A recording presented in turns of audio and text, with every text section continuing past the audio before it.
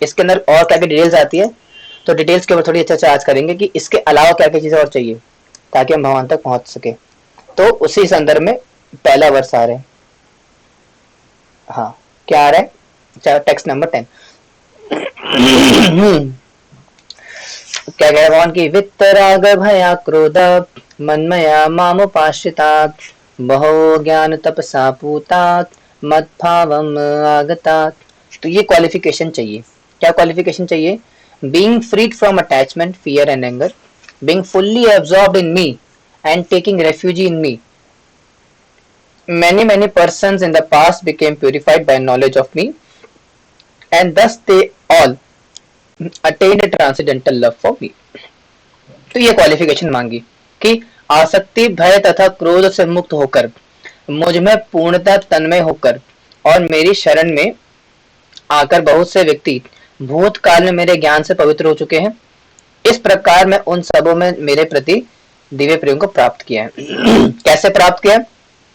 आसक्ति, भय और क्रोध, इन तीन से मुक्त होना पड़ेगा। वितराग भय यानी कि आसक्तियां, हमारी जो भौतिक आसक्तियां, मेरी बीवी, मेरा बच्चा, मेरी पड़ोसन, मेरा पड़ोसी, मेरी गर्लफ्रेंड, मेरी बॉयफ्रेंड, मेरा कुछ भी मेरा है ना, जो भी अपनापन है, जो भी हमारा अपना के संबंध में है, which is related to us, हमारी जिनसे आसक्ति है उसको त्यागना है।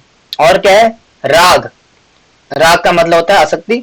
भय, फियर, मेरा आगे फ्यूचर क्या होगा, है ना, लाइफ मिलेगी यहाँ तो फ्राई होगा, कोई ना जाने अपना फ्यूचर क्या होगा। तो जो फ्यूचर का डर लगा रहता है, ये किसी भी चीज का डर लगा रहता है, तो जो भय है, इस भय को त्यागना पड़ेगा, भय को छोड़ना पड़ेगा। और तीसरा क्या है? क्रोध। अत्यधिक जो क्रोध करते हैं बिना किसी कारण के, तो उस क्रोध को भी त्यागना पड़ेगा। इन तीनों से मुक्त, त्यागना नहीं मतलब मुक्त होना पड़ेगा। इन तीनों से मुक्त होने के बाद जाकर के दिव्य ज्ञान को प्राप्त कर सकता है कोई व्यक्ति, और भगवान के प्रेम को प्राप्त कर सकता है। ठीक है, आगे बढ़ते हैं। और अगर ऐसा करेंगे तो फायदा क्या होगा, उससे क्या हमें लाभ मिलेगा, तो भगवान आगे बता रहे हैं कि ये यथा माम प्रपद्यन्ते ताम सतैव भजाम्यहम् मम्मत्मारानुवर्तन्ते मनुष्याः पार्थ सर्वशः। As all surrendered unto me, I reward them accordingly. Everyone follows my path in all respects, O son of Partha। तो भगवान ने बड़ी सिंप्लीफाइड में बात बोली कि जिस भाव से मेरे लोग, जिस भाव से सारे लोग मेरी शरण ग्रहण करते हैं उसी के अनुरूप मैं उन्हें फल देता हूँ। हे पार्थ, प्रत्येक व्यक्ति सभी प्रकार से मेरे पथ का अनुगमन करते हैं। यानी कि सिंपल वे में है, अगर भगवान के पास अगर आप 100% शरणागत होंगे तो भगवान आपको 100% रिवॉर्ड बैक करेंगे। अगर 10% करोगे तो 10% मिलेगा। यानी कि ये था मां प्रपदन्ते ताम सतैव भजाम्यहम्, यानी कि जितनी जितनी मात्रा में, जितने जितने लेवल पे आप मेरा श्रवण करोगे, भजन करोगे, आई रेसिप्रोकेट अकॉर्डिंगली। जैसे मान लीजिए अगर अमित प्रभु ने मुझे 100 रुपए दिए और मैंने बदले में उनको 100 रुपए दे दिए, मतलब एक आदान प्रदान है, 100 रुपए की चीज दे दी। ऐसा नहीं कि उन्होंने 100 रुपए दिया और मैंने उनको 1000 रुपए का कोई सामान पकड़ा दिया, ऐसा नहीं। यानी जितना आप सेवा भगवान की तरफ दोगे, जितना आप भगवान की तरफ कदम बढ़ाओगे, जितना आप सरेंडर करोगे, भगवान उसी के अकॉर्डिंग आपसे रेसिप्रोकेट करेंगे, आपसे आदान प्रदान करेंगे। ये भगवान बता रहे हैं यहाँ पे। ठीक है, अब आगे बढ़ते हैं। आगे कह रहे हैं कि कांक्षिताः कर्मणां सिद्धिं यजन्ते इह देवता क्षिप्रं हि मानुषे लोके सिद्धिर्भवति कर्मजा। अब यहाँ पे बड़ी इंटरेस्टिंग बात आने वाली है। आपने अक्सर देखा होगा कि लोग कहते हैं कि ना, कि आप इन देवताओं की उपासना करो, है ना, शिव जी की उपासना करो, इंद्र की उपासना करो, दुर्गा की उपासना करो, काली की उपासना करो, चंडी की उपासना करो, और ना जाने कितने ही कितने। जैसे आज सूर्य देव की उपासना कर रहे होंगे काफी सारे लोग, क्योंकि आज मकर संक्रांति भी है ना, आई थिंक। तो काफी सारे लोग सूर्य की उपासना कर रहे होंगे, सूर्य देव की उपासना कर रहे होंगे। लेकिन भगवान क्या कह रहे इस कॉन्टेक्स्ट में, यानी कि कोई क्यों देवी देवताओं की उपासना करता है, इस कॉन्टेक्स्ट में भगवान का क्या मत है। कह रहे हैं भगवान की, man in this world desire success in fruitive activities and therefore they worship the demigods quickly. Of course men get results from fruitive work in this world। तो ये रीजन है देवी देवताओं की वर्शिप करने का। इस संसार में मनुष्य सकाम कर्म में सिद्धि चाहते हैं, फल स्वरूप देवताओं की पूजा करते हैं। निरसंदेह इस संसार में मनुष्य को सकाम कर्म का फल शीघ्र प्राप्त होता है, तो इसलिए करते हैं। क्यों? यानी कि कांक्षतो ही कर्मणाम सिद्धि, कर्मों में सिद्धि प्राप्त करने के लिए मान लो किसी माता जी को अच्छा पति नहीं मिल रहा, तो क्या करती है, 16 सोमवार का व्रत रखती है ताकि एक अच्छा पति मिल जाए। मान लो कि प्रभु जी है, उनको नौकरी नहीं लग रही है बड़ी कंपनी में, तो क्या करते हैं, भगवान के सामने जाके बोलते हैं, हे प्रभु, अगर मेरी नौकरी लगा दोगे तो आपको मैं 21 नारियल चढ़ाऊंगा, और नौकरी लग भी जाती है, प्रभु ये चढ़ा भी देते हैं। तो ये रीजन बता रहे भगवान देवी देवताओं की उपासना करने का, यानी कि सिद्धियां प्राप्त करने के लिए कुछ चाहिए बदले में मुझे अच्छा पति मिल जाए, अच्छी पत्नी मिल जाए, अच्छी नौकरी मिल जाए, मेरे एग्जाम में फुल नंबर आ जाए, एंड एटसेट्रा एटसेट्रा, ना जाने कितनी कितनी है। तो इसलिए व्यक्ति क्या करता है, देवी देवताओं की उपासना करता है और उनके शरणागत होता है। ठीक है, ये रीजन बता रहे हैं आगे बढ़ते हैं। अब भगवान थोड़ा बताएंगे आगे वर्ण और आश्रम के बारे में थोड़ा सा बताएंगे कि इसका क्या लेना देना है। कह रहे हैं टेक्स्ट 13 के अंदर कि चातुर्वण्य मया श्रेष्ठम गुणा कर्मा विभागशात तस्य कर्तारपि माम विद्या कर्तारम अव्ययम, विधि कर्तारम अव्ययम। समझ में आ रहा है ना सर, जो कॉन्टेक्स्ट चल रहा है अभी फिलहाल काफी लंबे ब्रेक के बाद आया, तो ऐसा नहीं होना चाहिए कि मतलब सारा ऊपर से निकल रहा है, समझ में आना चाहिए क्या कॉन्टेक्स्ट चल रहा है। कह रहे हैं according to the 3 modes of material nature and the work associated with them, the 4 divisions of human society are created by me, and although I am the creator of this system, you should know that I am yet not non-doer being unchangeable। भगवान बता रहे हैं कि प्रकृति के 3 गुणों और उनके संबंध कर्म अनुसार मेरे द्वारा मानव समाज के 4 विभाग रचे गए हैं। यद्यपि मैं इस व्यवस्था का श्रेष्ठता हूँ, किंतु तुम यह जान लो कि मैं इतने पर भी अव्यय करता हूँ। तो भगवान बता रहे हैं यहाँ पे कि चातुर्वर्ण मया शिष्टम, यानी जो 4 वर्ण बताए गए हैं, कौन कौन से होते हैं, ब्राह्मण, क्षत्रिय, शूद्र और वैश्य, ये 4 वर्ण है। ये 4 वर्ण कैसे आए हैं, भगवान से आए, भगवान का सिस्टम है, यानी कि भगवान ने इसको क्रिएट करा है। और किस बेसिस पे क्रिएट करा है, गुणा कर्म विभाग, अच्छा गुण और कर्मों के हिसाब से यानी कि सिंपल सी बात है, अगर कोई व्यक्ति जो कि पढ़ा लिखा है, ज्ञानी है, तो टीचर बनेगा। अगर कोई व्यक्ति है जो कि बहुत ही बिजनेस मेंटेलिटी का है, बिजनेसमैन बनेगा। अगर कोई बहुत ही चार्ज है अंदर से, देश की सेवा करना चाहता है, तो क्षत्रिय बनेगा, तो क्षत्रिय हो गया, आर्मी में गया। और अगर कोई नौकरी करना चाहता है, मजदूरी, तो वो फिर शूद्र बनेगा तो यानी कि अपने गुण और अपने कर्मों के हिसाब से कोई व्यक्ति आश्रम में, वर्ण में जाते हैं। ठीक है, अभी वो आश्रम, वो गुण कौन कौन से अभी 17 चैप्टर के अंदर आएगा। अहमद पूछना प्रो जी फिर गुण कौन से हैं, वो 17 चैप्टर के अंदर आएगा कि कौन कौन से गुण और कर्म है वो लेकिन आप भगवान यहाँ पे बता रहे हैं कि 4 प्रकार के जो वर्ण है वो गुणों और कर्मों के हिसाब से बांटे गए और मैंने बांटे हैं। लेकिन एक पॉइंट यहाँ पे समझने वाली बात यह है कि भगवान ने बोला कि मैं इन सब का रचयिता हूं, लेकिन फिर भी मैं इन सब में रह करके अकर्ता हूं, यानी कि मैंने इन 4 विभागों को इसको रचा है, लेकिन इसके बावजूद भी मैं इन 4 विभागों में नहीं आता हूं क्यों नहीं आता हूं, फिर आप बोलेंगे प्रभु जी कि भगवान इन 4 में क्यों नहीं आते हैं, तो उसका उत्तर भगवान नेक्स्ट वर्स के अंदर देते हैं।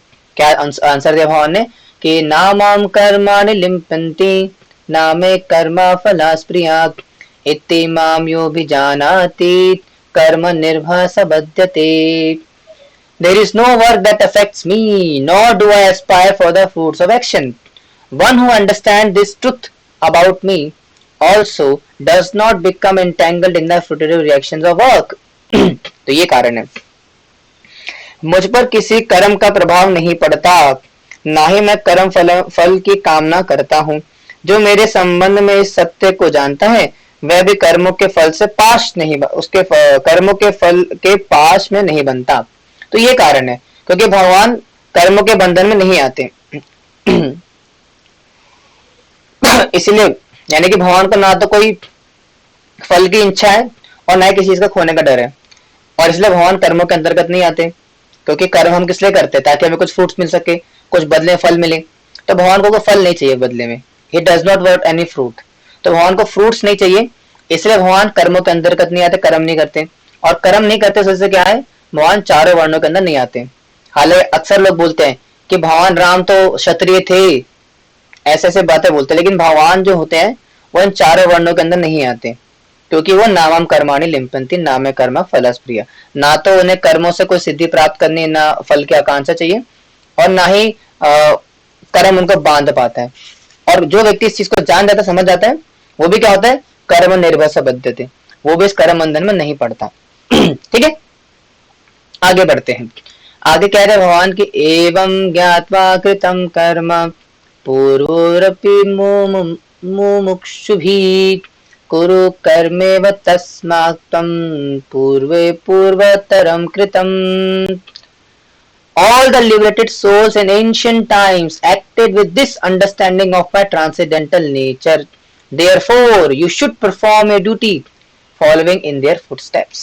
कह रहे हैं कि प्राचीन काल में समस्त मुक्त आत्माओं ने मेरी दिव्य प्रकृति को जाना, जान करके ही कर्म किया, अतः तुम्हें चाहिए कि उनके पद चिन्हों का अनुसरण करते हुए अपने कर्तव्य का पालन करो।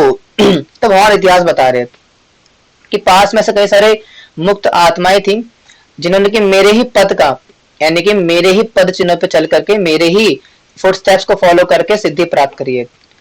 भगवान ने एग्जांपल देता सेकंड चैप्टर के अंदर भी, किसका, थर्ड चैप्टर के अंदर किनका, जनक महाराज का एग्जांपल लेते ना। तो वैसे भगवान बता रहे कि ऐसे कई सारे लोग रहे हैं जिन्होंने कि मेरे ही फुटस्टेप्स को फॉलो करके मुझे प्राप्त करा है, तो इसलिए तुम भी कर सकते हो। ठीक है, तो ये भगवान अर्जुन से कह रहे हैं। आगे क्या कह रहे हैं, आगे कह रहे हैं कि किम कर्मा किम कर्मेति कव्यो हि पत्र मोहिता तक्ते कर्मा प्रवक्ष्यामि यज्ञात्वा मोक्ष से सुभात। अब अगर आप इस कर्म को जान जाओगे, यानी कि इस प्रकार से कर्म करते हो, मुझको समझते हुए, मुझे आदर्श मानते हुए, तो उससे क्या होगा, क्या फायदा होगा उससे, ये फायदा होगा। Even the intelligent are bewildered in determining what is action and what is inaction. Now, I shall explain to what action is, knowing which you shall be liberated from all misfortune. कह रहे हैं कि कर्म क्या है और अकर्म क्या है, इसे निश्चित करने में बुद्धिमान व्यक्ति भी मोहग्रस्त हो जाते हैं। अतः मैं तुमको बताऊंगा कि कर्म क्या है, जिसे जानकर तुम्हें सारे अशुभों से मुक्त हो सकोगे। तो यानी कि भगवान क्या कह रहे हैं, ये जो कर्म है मैं बताने वाला हूं अभी। जो कर्म, यानी कि कर्म क्या होता है, अकर्म क्या होता है, यानी कि क्या एक्शंस है, क्या एक्शन नहीं है, इसके बीच का जो डिफरेंस है, बड़े बड़े इंटेलिजेंट पीपल, बड़े बड़े ज्ञानी महात्मा लोग भी इसके बीच का डिफरेंस नहीं कर पाते कि क्या एक्शन है और क्या एक्शन नहीं है, यानी कि क्या कर्म है और क्या अकर्म है। लेकिन लेकिन लेकिन लेकिन लेकिन मैं तुम्हें बताने वाला हूं, तुम्हें बताऊंगा कि एक्शन क्या होता है, कर्म क्या होता है, और इनएक्शन, अकर्म क्या होता है। इसके बीच का डिफरेंस जानने के बाद क्या होगा, मोक्ष से सुभात, तुम्हारा क्या होगा, कल्याण होगा, और तुम इस भौतिक बंधन से मुक्त हो जाओगे। और वो कर्म क्या होते हैं, कर्म क्या होते हैं, आगे यहाँ से स्टार्ट होगा। क्या कह रहे भगवान कि कर्मणो यापि बोधव्यम बोधव्यम च विकर्मणा अकर्मणश्च बोधव्यम गहना कर्मणो गति। बहुत इंपॉर्टेंट वर्स है ये। कह रहे कि the intricacies of actions are very hard to understand. Therefore, one should know properly what action is, what forbidden action is, and what inaction is. तो भगवान पहले सावधानी बरत रहे हैं, सावधानी बरतवा रहे हैं अर्जुन से, इस विज्ञान को बताने से पहले, इन कर्मों को बताने से और कर्मों को बताने से पहले। क्या सावधानी बता रहे हैं कि कर्म की बारीकियों को समझना अत्यंत कठिन है, अतः मनुष्य को चाहिए कि वह यह ठीक से जाने कि कर्म क्या है, विकर्म क्या है और अकर्म क्या है। यानी कि भगवान बता रहे हैं कि ना, ये बहुत ही मुश्किल साइंस है, ये बहुत ही मुश्किल कॉन्सेप्ट है, इसीलिए मैं तुम्हें पहले से सावधान कर रहा हूँ कि इसको अच्छे समझना कि कर्म क्या है, अकर्म क्या है और विकर्म क्या है। और आप सबके लिए भी मैं आज बोल रहा हूँ, ध्यान से समझना। मैं बताऊंगा आज कि कर्म क्या होते हैं, अकर्म क्या होते हैं और विकर्म क्या होते हैं, तो इसको समझिएगा अच्छे से और जाइए, तब समझिएगा। तो आगे बढ़ते हैं। भगवान बता रहे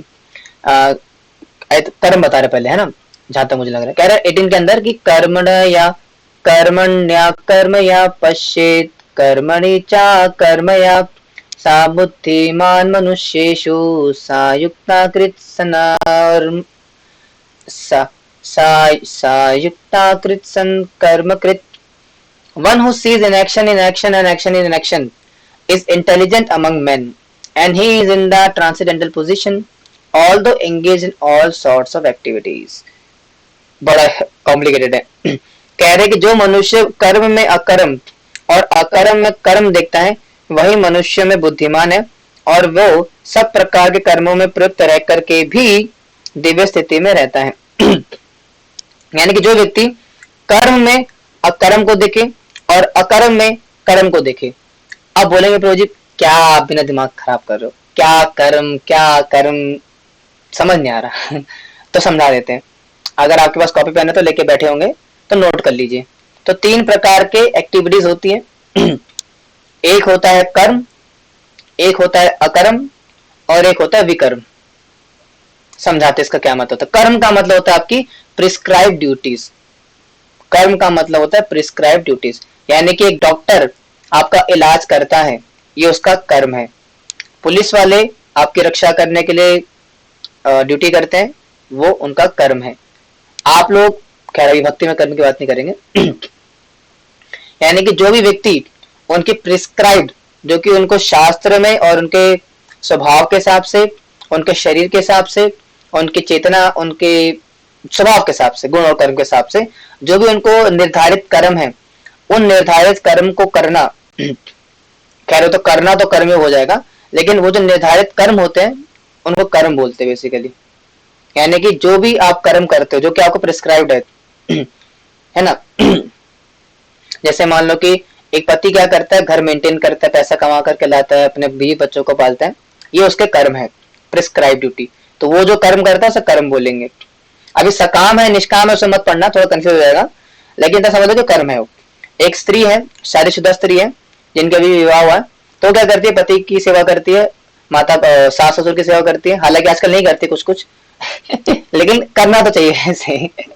मतलब शास्त्र में तो दिया है, लेकिन अगर वो कर रही है, पति की सेवा कर रही है, सारे घर परिवार की सेवा कर रही है, तो वो उनके कर्म है।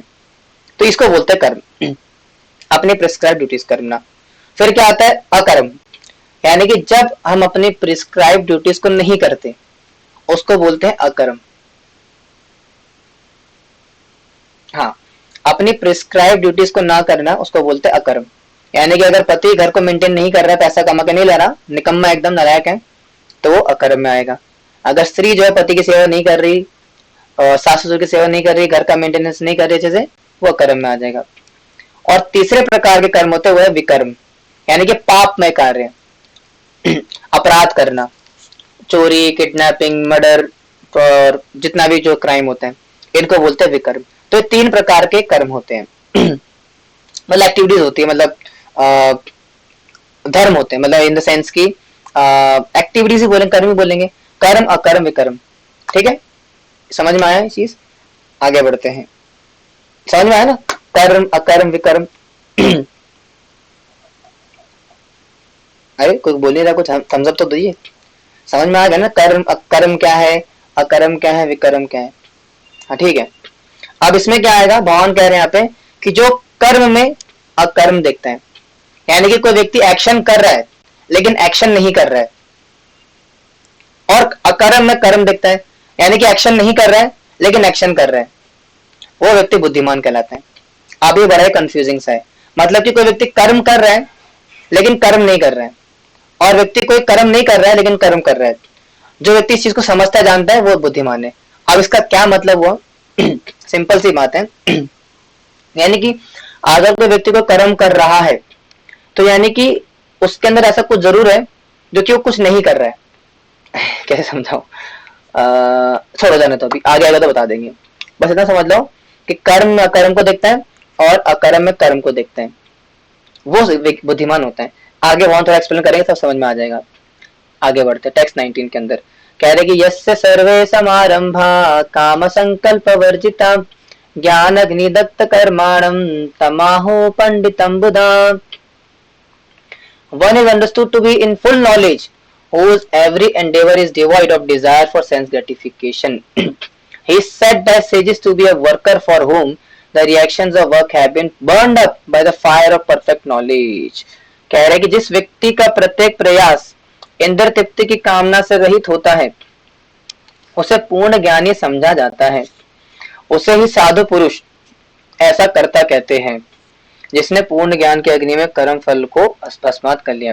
यानी कि वास्तविक कर्ता कौन है? जिसने कि पूर्ण ज्ञान की अग्नि में अपने समस्त प्रकार की इंद्रिय तृप्ति को त्याग दिया।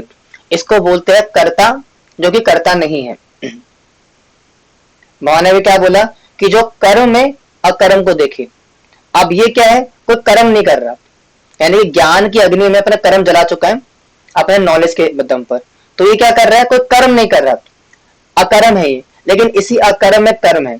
क्या कर्म है कि अपने ज्ञान की अग्नि में सारे इसने इंद्रिय तृप्ति की वासनाओं को जला दिया।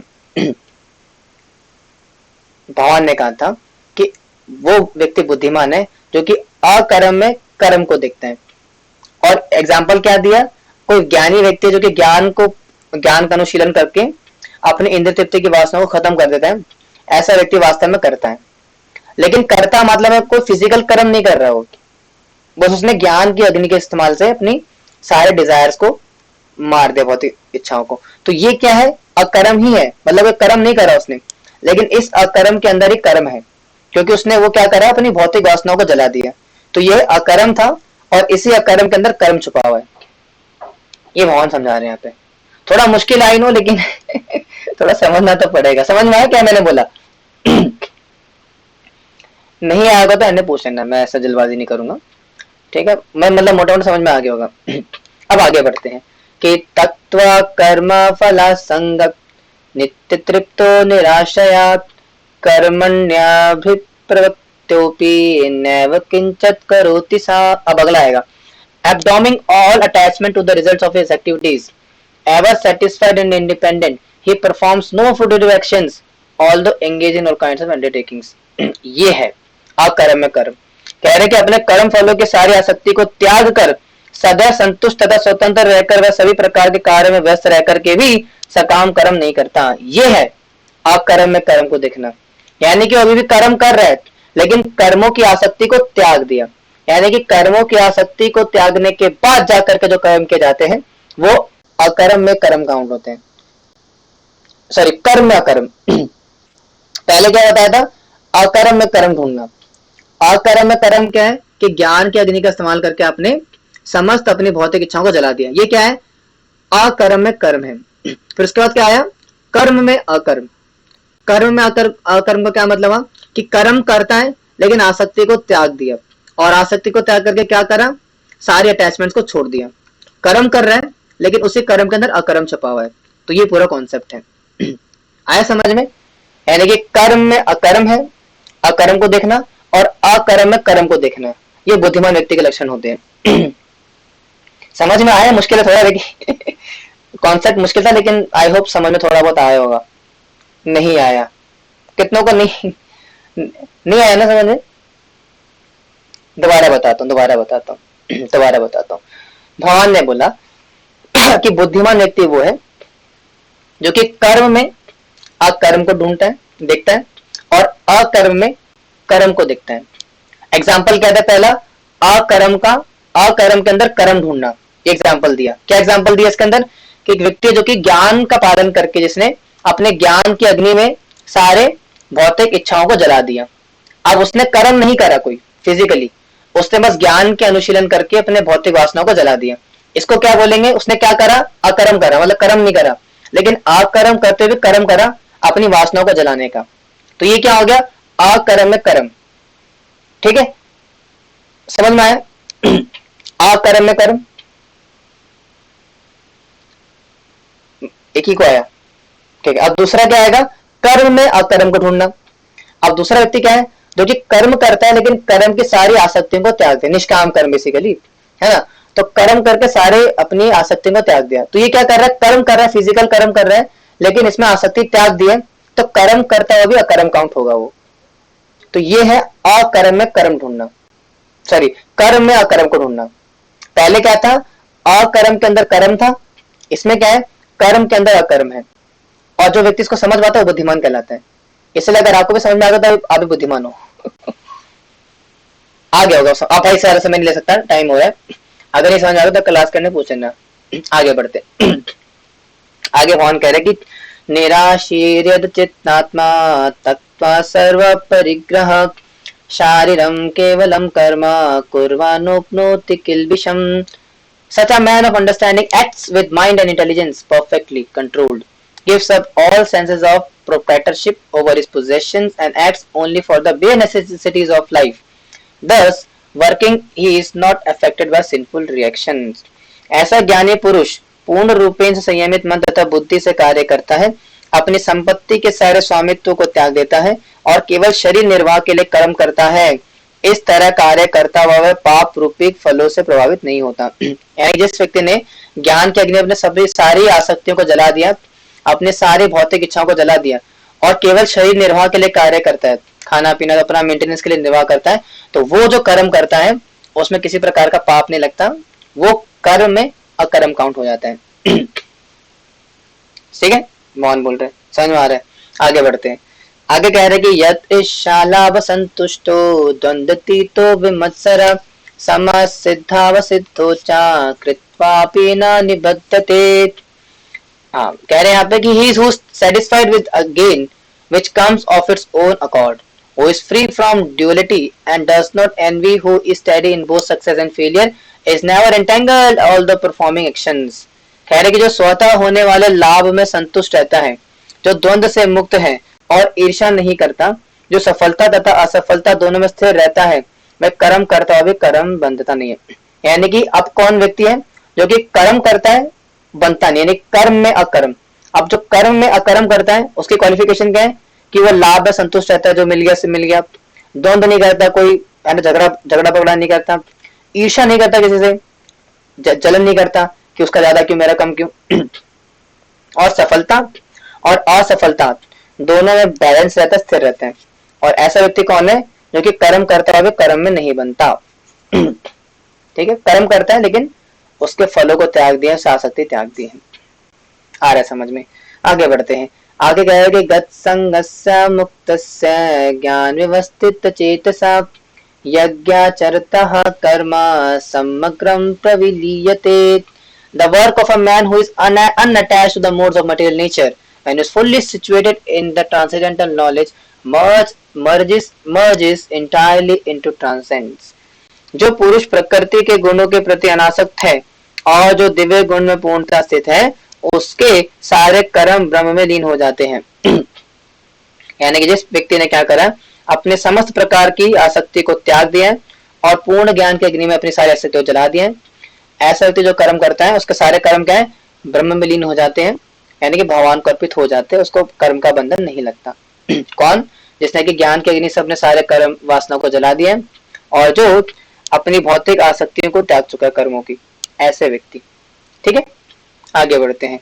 आगे भगवान कह रहे कि ब्रह्मणयापि ब्रह्म हविर ब्रह्म अर्पण ब्रह्म हवि ब्रह्म अग्नो ब्रह्मणाहुतम ब्रह्मेवातेन गंतव्यम ब्रह्मा कर्मा समाधिना। A person who is fully absorbed in Krishna consciousness is sure to attain the spiritual kingdom because of his full contribution to spiritual activities, in which the consummation is absolute and that which is offered is of the same spiritual nature। थोड़ा complicated समझना इसको। कह रहे हैं कि जो व्यक्ति कृष्ण भावना में इतने पूर्णता लीन रहता है, उससे अपने आध्यात्मिक कर्मों को के योगदान के कारण अवश्य ही भगवत धाम की प्राप्ति होती है, क्योंकि उसमें हवन आध्यात्मिक होता है और हवि भी आध्यात्मिक होता है। यानी कि ऐसा व्यक्ति जो कि कृष्ण भावनामृत के इस प्रोसेस में लगा रहता है पूर्ण रूपेण, उसको क्या होता है, भगवान की प्राप्ति होती है। क्यों? क्योंकि उसमें जो प्रोसेस को फॉलो कर रहा है वो भी अर्पित है, ऑफर्ड है, और जो प्रोसेस फॉलो कर रहा है वो भी ऑफर्ड है।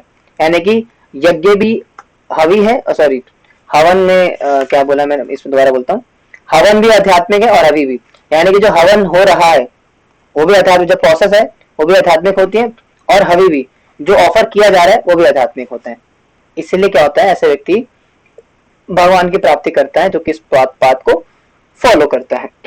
आगे बढ़ते हैं। समझ में आ रहा है ना? मुश्किल तो नहीं रह जाता? अगर मुश्किल हो भी रहा है तो दोबारा सुना रिकॉर्डिंग, क्योंकि थोड़ा तो कॉम्प्लिकेटेड होता ही है। इतना आसान तो स्पिरिचुअल साइंस नहीं है ना, इसलिए मैंने कहा था पहले से दिमाग खोल के बैठना इस कोर्स के अंदर, नहीं तो सारा निकल जाएगा। आगे बढ़ते हैं। कह रहे कि देवमेवा परे यज्ञम योगिना पर्युपासते ब्रह्मा अग्ना परे यज्ञम यज्ञेनोपजुयति. Some yogis perfectly worship the demigods by offering different sacrifices to them, and some offer sacrifices in their fire of supreme Brahman. कुछ योगी विभिन्न प्रकार के यज्ञों द्वारा देवताओं की भली भांति पूजा करते हैं और कुछ परम ब्रह्म में अग्नि में आहुति डालते हैं. यानी कि बेसिकली कुछ जो है देवी देवताओं की उपासना करते हैं और क्या करते हैं, जो कि कुछ लोग क्या करते हैं, भगवान की वर्शिप करते हैं डायरेक्टली. यही बता रहे हैं इसके अंदर, और कुछ नहीं. भगवान आगे बढ़ते हैं. आगे कह रहे हैं कि श्रोत्रादीनिन्द्रियाण्यान्ये संयमाग्निषु जुह्यति शब्दादीन्वाश्या अन्ये इन्द्रियाग्निषु जुह्यति. Some, the unadulterated brahmacharis, sacrifice the hearing process and the senses in the fire of mental control, and others, the regulated householders, sacrifice the objects of the senses in the fire of senses. अब उस हवन की अग्नि के अंदर क्या क्या कौन कौन क्या कंट्रीब्यूट करता है. इनमें से कुछ श्रवण आदि मतलब शुद्ध विशुद्ध ब्रह्मचारी श्रवण आदि क्रियाओं तथा इंद्रियों को मन के नियंत्रण रूपी अग्नि में स्वाहा कर देते हैं. तो दूसरे लोग जो कि गृहस्थ हैं, इंद्रिय विषयों को इंद्रिय की अग्नि में स्वाहा कर. बेसिकली स्वाहा करने का मतलब क्या है, यानी कि जो कि अपनी भौतिक आसक्तियों को त्याग रहे हैं, अपने जो मटेरियल अटैचमेंट्स हैं उनको त्याग रहे हैं इस कृष्णा कॉन्शियसनेस के प्रोसेस के अंदर, उसको अग्नि बोला गया है ना. तो क्या त्याग रहे हैं, जो ब्रह्मचारी है अपना श्रवण आदि क्रियाओं को त्याग रहे, अपनी इंद्रियों को त्याग रहे, और जो गृहस्थ है अपने इंद्रिय विषयों की वस्तुओं को त्याग रहे. क्यों त्याग रहे, ताकि इस पथ का अच्छे से पालन कर सके और कृष्ण भावनामृत को फॉलो करके भगवत धाम की प्राप्ति कर सके. क्योंकि ये जो प्रोसेस फॉलो कर रहे हैं इसमें जो हवन है वो भी आध्यात्मिक है और हवि भी आध्यात्मिक है. यानी जो प्रोसेस है कृष्णा कॉन्शियसनेस का वो भी ट्रांसेंडेंटल है और जो हम करने वाले हैं वो भी ट्रांसेंडेंटल ही है. वही बता रहे हैं यहाँ पे. ठीक है, आगे बढ़ते हैं. आगे कह रहे कि सर्वेन्द्रियाय कर्माणि प्राणा कर्माणि चापरे आत्मसंयम योगाग्नो गुजुह्यते ज्ञान दीपिते. Others who are interested in achieving self-realization through control of the mind and senses offer the functions of all the senses and of the life breath as oblations into the fire of the controlled mind. कह रहे हैं हाँ, दूसरे जो मन तथा इंद्रियों को वश में करके आत्म साक्षात्कार करना चाहते हैं, संपूर्ण इंद्रियां तथा प्राण वायु के कार्य को संयमित मन रूपी अग्नि में आहुति देते. यानी कि पहले क्या करते थे, पहले लोग कौन थे, पहले कैटेगरी के जो कि इस कृष्णा कॉन्शियसनेस की जो अग्नि है उसमें अपनी आसक्ति को त्यागते थे. जो ब्रह्मचारी करने अपना श्रवण आदि और अपनी इंद्रियों को त्याग रहे, और जो अग्रस्त हैं अपने इंद्रिय विषयों की वस्तुओं को त्याग रहे. और दूसरी कैटेगरी लोग कौन है, जो कि मन और इंद्रियों को वश में करते हैं और आत्म साक्षात्कार करते हैं. ठीक है, और संपूर्ण इंद्रियों को और प्राण वायु को संयमित करते. बेसिकली अष्टांग योग, अपने वायु को नियंत्रित करके प्रयास करते हैं, अष्टांग का पालन करते हैं और अष्टांग का पालन करके क्या करते हैं, आत्म साक्षात्कार की प्राप्ति करते हैं. एक क्या है, सेक्रीफाइस करके करते हैं, और एक अष्टांग योग के माध्यम से, यानी कि अपनी इंद्रियों को नियंत्रित करके प्राण वायु को नियंत्रित करके भगवत साक्षात्कार करने का प्रयास करते हैं. तो दो कैटेगरी आती है यहाँ पे, यानी कर्म फलों को अर्पित करने वाले है ना, जो कि इस अग्नि में क्या करते हैं, अपनी आसक्ति को त्याग देते हैं कृष्णा कॉन्शियसनेस के अंदर. दूसरे क्या है, अपनी इंद्रियों को संयमित करके अष्टांग के माध्यम से फॉलो करते हैं, अपने प्राण वायु को नियंत्रित करते हैं. और उसी को थोड़ा एलैबोरेट कर रहे भगवान अभी आगे. क्या कह रहे हैं कि द्रव्य यज्ञस्तपो यज्ञ योग्यस्थाथा परे स्वाध्याय यज्ञानयागश्च यत्तया संक्षिप्ता व्रता. Having accepted strict vows, some become enlightened by sacrificing their possessions, and others by performing severe austerities. By practicing the yoga of eightfold mysticism, or by studying the Vedas to advance in transcendental knowledge. कह रहे कि कठोर व्रत अंगीकार करके कुछ लोग अपनी संपत्ति का त्याग करके, कुछ कठोर तपस्या त्याग द्वारा, कुछ अष्टांग योग पद्धति के अभ्यास द्वारा अथवा दिव्य ज्ञान में उन्नति करने के लिए वेदों के अध्ययन द्वारा प्रबुद्ध बनते हैं. तो बेसिकली भगवान क्या बता रहे हैं यहाँ पे कि लोग क्या करते हैं, अलग अलग प्रकार से भगवान या भगवत धाम प्राप्त करने की कोशिश करते हैं। पहले वो लोग होते हैं जो कि अपने इंद्रिय विषयों की वस्तुओं का त्याग कर देते हैं इस अग्नि में, इस कृष्णा कॉन्शियसनेस के अग्नि में क्या करते हैं, अपने अपनी आसक्तियों को त्याग देते हैं। जो ब्रह्मचारी लोग हैं अपने श्रवण और अपनी इंद्रियों का त्याग कर देते हैं, इस अग्नि के अंदर आहुति दे देते हैं। और जो ग्रस्त वगैरह है वो क्या करते हैं, अपनी इंद्रिय विषय की वस्तुओं को त्याग देते हैं इस अग्नि के अंदर। दूसरे वो लोग हैं जो कि क्या करते हैं, अष्टांग योग का पालन करते हैं आत्म साक्षात्कार का प्राप्त करने के लिए। और फिर दूसरे कैटेगरी के लोग आते हैं जो कि अलग अलग प्रकार से व्रत इत्यादि करते हैं, है ना, संपत्ति का त्याग करते हैं, तपस्या इत्यादि करते हैं, अष्टांग योग का पालन करते हैं और नाना प्रकार से प्रबुद्ध होने का प्रयास करते हैं। ठीक है, और वेदों का अध्ययन वगैरह करते हैं, यानी मिक्स चीजें करते हैं। तो ये तीन प्रकार के लोग, मतलब तीन तरीके से लोग उपासना पद्धति फॉलो करते हैं। आगे बढ़ते हैं। आगे कह रहे कि आप आपाने जुहितं प्राणं प्राण्यापानं तथा परे प्राणापानगतिरुद्धत्वा प्राण। क्वेश्चन है किसी का? एक सेकंड, एंड में पूछना है, एंड में नोट करके रखो कि प्राणापान गतिरुत्वा प्राणायाम परायणा आपरे नियताहार प्राणान् प्राणेषु जुयति। Still, others who are inclined to the process of breath restraint to remain in trance practice by offering the movement of the outgoing breath into the incoming। कैसे करते हैं फिर वो अभी बता रहे हुई, and the incoming breath into the outgoing, and thus at the last remain in trance, stopping all breathing, others cultivating the eating process offer the outgoing breath into self as sacrifice। इस प्रकार से करते हैं। कैसे करते हैं? अन्य लोग भी हैं जो समाधि में रहने के लिए श्वास को रोकते रहते हैं, प्राणायाम करते हैं। वे अपने अपान में प्राण को और प्राण में अपान को रोकने का प्रयास करते हैं। ठीक है, अब अपान प्राण क्या होती है? 5 प्रकार की वायु होती है, मैं नोट कराऊंगा, नोट कर लेना। ठीक है, पहले समझ लो क्या करे भगवान। वे अपान में प्राण को और प्राण में अपान को रोकने का अभ्यास करते हैं और अंत में प्राण अपान को रोककर समाधि में रहते हैं। अन्य योगी कम भोजन करके प्राण की प्राण में ही आहुति देते हैं। क्या मतलब है इसका? सिंपल, प्राण वायु कौन सी होती है? जो हमारी ऑक्सीजन है, उसको क्या करना है? अपान वायु को प्राण वायु में डालना है और प्राण वायु को अपान में डालना है। क्या होता है मतलब? सिंपल सी बात है, ऐसे श्वास प्रश्वास, श्वास ली छोड़ दी, तो श्वास प्रश्वास। ठीक है, पूरा रेचक ऐसे करके अलग अलग पूरा प्रोसेस होता है, मैं बता नहीं पाऊंगा अभी आपको। तो यहाँ पे दिया पर्पट के अंदर पापा ने दिया है कि कुंभक कैसे लगाते हैं, रेचक कैसे लगाते हैं और किस प्रकार से श्वास प्रणाली का इस्तेमाल करते हैं, है ना, सांस अंदर सांस बाहर, इसको कहते हैं प्राणायाम। इस प्राणायाम की विधि से कुछ लोग प्रयास करते हैं, यानी कि अलग अलग लोग हैं। कौन कौन से लोग हैं? एक तो वो लोग हैं जो कि अपने इस ज्ञान की अग्नि में पहले अपने आप को जला देते हैं, अपने आप सॉरी ज्ञान की अग्नि के अंदर अपने जो है समस्त कर्म का फलित्याग कर देते हैं, अपने समस्त प्रकार की इंद्रिय की वासनाओं का त्याग कर देते हैं। फिर दूसरे लोग आते हैं जो कि क्या करते हैं, अपने कर्मों की आसक्ति को त्याग कर देते हैं लेकिन कर्म करते हैं, निष्काम कर्म करते हैं।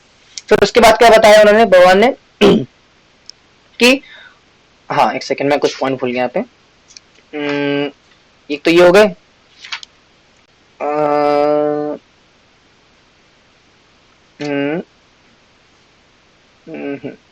आहुति डाल देते हैं। हाँ, फिर उसके बाद क्या है, ये जो पूरा यज्ञ है कृष्णा कौशल की अग्नि है, कुछ लोग क्या करते हैं इस अग्नि के अंदर अपने कर्मों को त्याग देते हैं, अपने कर्मों के फलों को त्याग देते हैं। और उसमें कौन कौन होते हैं? ब्रह्मचारी क्या करते हैं, अपने श्रवण को और अपनी क्या बोलते हैं अपने इंद्रियों को त्याग देते हैं, उस अग्नि के अंदर जला देते हैं। और ग्रस्त क्या करते हैं, अपने इंद्रिय विषय की वस्तु को जला देते हैं। और इसके अलावा कुछ लोग क्या करते हैं, ज्ञान मार्ग यानी कि अष्टांग योग पद्धति का पालन करते हैं अलग अलग प्रकार से। और कैसे करते हैं बताया भगवान ने, इस प्रकार से सांस अंदर बाहर करते हैं। ठीक है, आप इसी को थोड़ा एक्सप्लेन और करेंगे वो।